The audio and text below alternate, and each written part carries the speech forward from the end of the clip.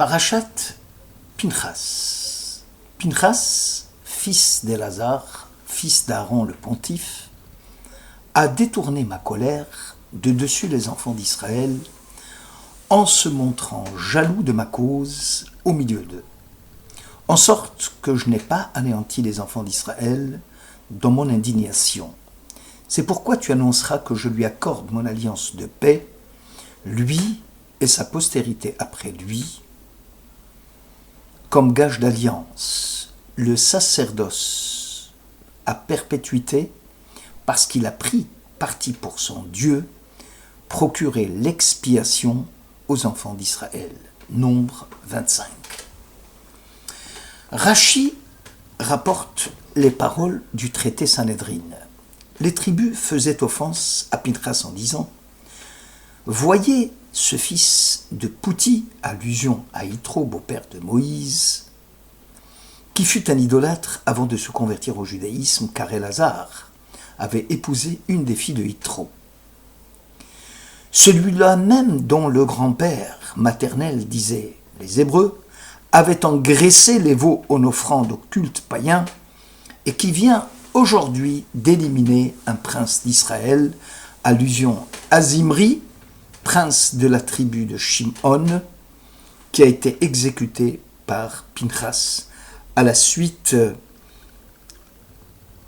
de la liaison qu'il a eue avec Cosbi, fille de Tsour, dans la section précédente. Aussi, l'Écriture va attribuer l'ascendance de Pinchas, non pas à celle de ses parents maternels, Yitro, mais à celle de ses parents paternels, Élazar, fils d'Aaron.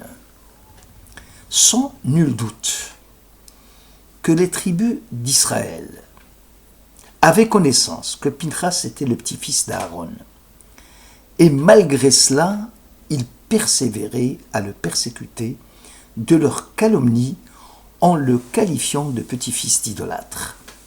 La question que soulève Rav Moshe Mendil est que si les chefs des tribus d'Israël avaient mal digéré le meurtre de l'un des leurs, en criant à l'assassinat, pourquoi attribuer l'homicide au petit-fils de l'idolâtre et non au petit-fils d'Aaron le pontife?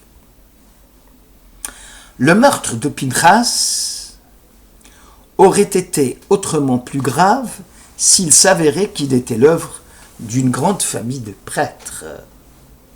La réalité, c'est que l'homicide de Pinchas contre Zimri nécessitait une kavana, c'est-à-dire un sens, un but, un motif, une intention désintéressée. Les kavan en hébreu signifiaient redresser un tort, mettre en ligne droite, le kivun, diriger. La kavana est donc cette direction que l'esprit impose à l'accomplissement de l'acte. Le fait que l'on soit conscient de ce que l'on fait, du devoir dans lequel on est engagé. Dans ce sens, kavana signifie attention. La kavana, c'est la direction du cœur vers le Père qui est dans les cieux. C'est l'attention à Dieu.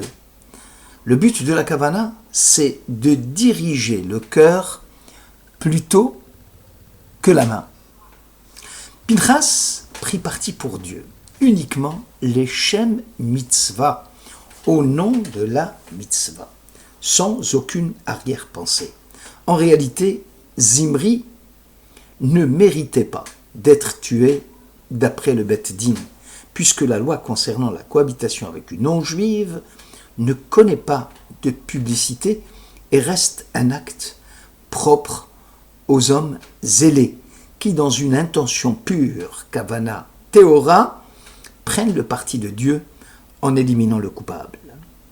Les chefs des tribus doutaient fortement de la kavana de Pinchas, car si bien que Pinchas soit issu d'une famille de païens,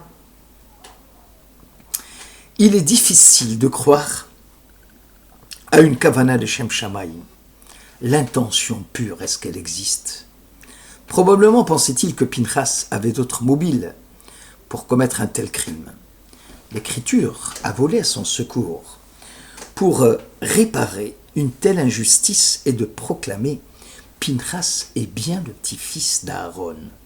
Comme Aaron est un homme de sainteté qui a su donner à son petit-fils le sens du ressenti de la valeur que représente la possibilité d'écouter un impératif de Dieu, d'être sensible au prix extraordinaire de chaque mitzvah accomplie d'une façon désintéressée, mitzvah d'Ishma. Telle est la kavana, l'acte de Pinchas apparaît donc comme l'accomplissement d'une mitzvah, c'est-à-dire prêter une forme à une substance divine en faisant jaillir le divin dans l'acte, exprimant ainsi l'esprit sous des formes tangibles. Prenons le cas d'une musique, la musique d'une partition. Elle n'est limpide que pour celui qui a une musique dans son âme.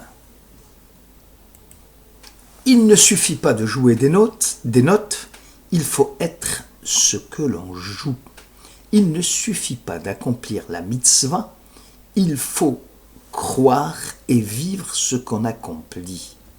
La sainteté de la mitzvah n'est claire que pour celui qui sait découvrir la sainteté dans son âme même.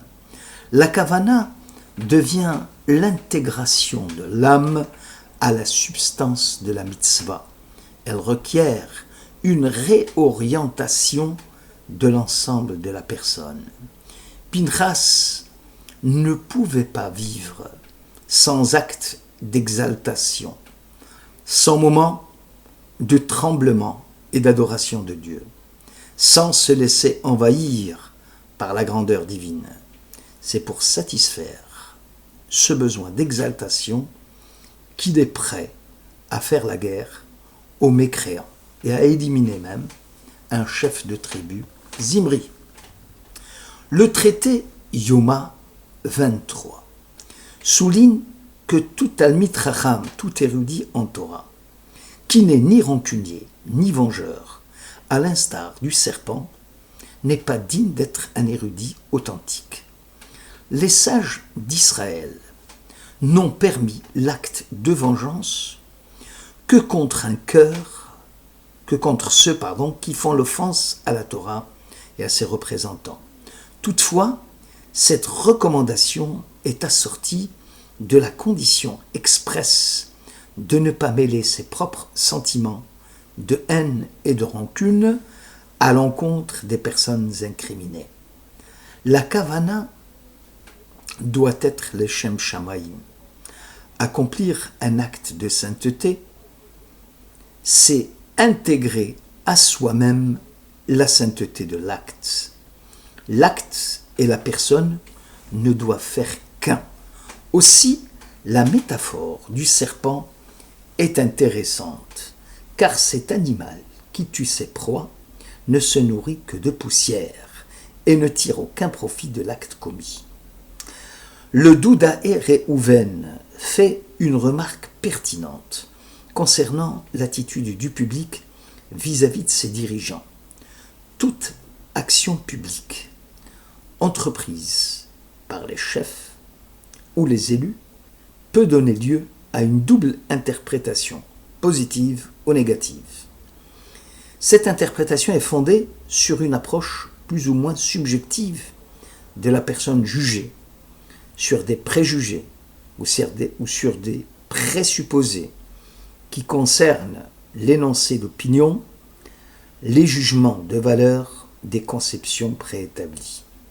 Aussi, Doudaé Réhouven considère que l'opinion préconçue permet de juger favorablement ou non l'action entreprise par tel ou tel chef.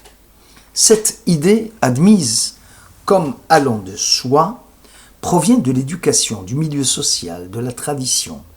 Le meurtre de Zimri a donné lieu à plusieurs débats. Les uns soutenaient que son acte est justifié et parfaitement légal. D'autres affirment que c'est un acte de vengeance illégal et inadmissible.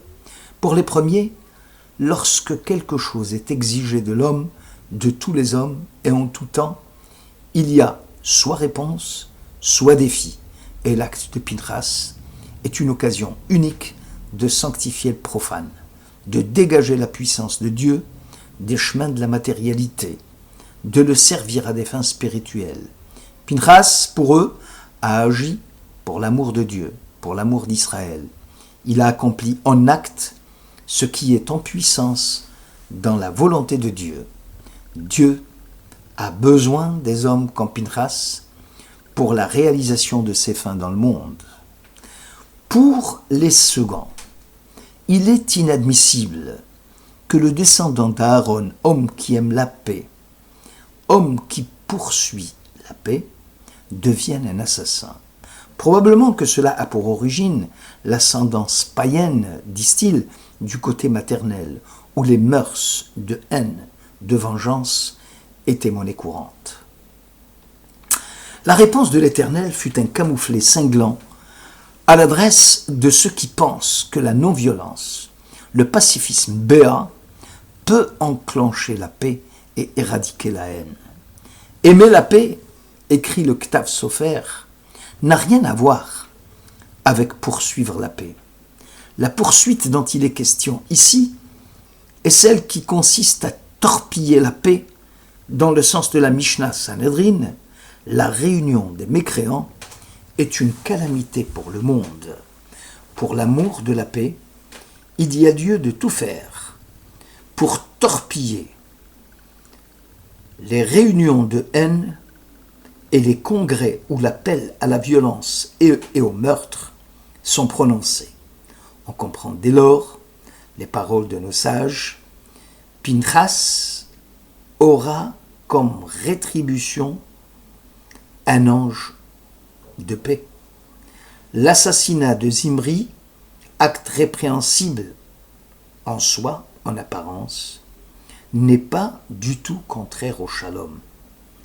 Bien au contraire, c'est l'acte qui a permis à Pinchas de ne pas enflammer le courroux de Dieu, parce que Dieu, dans son indignation, était prêt d'éliminer Israël. Donc Pinchas a agi dans le bon sens, avec une bonne kavana, celle de la mitzvah d'Ishma. Merci de votre écoute.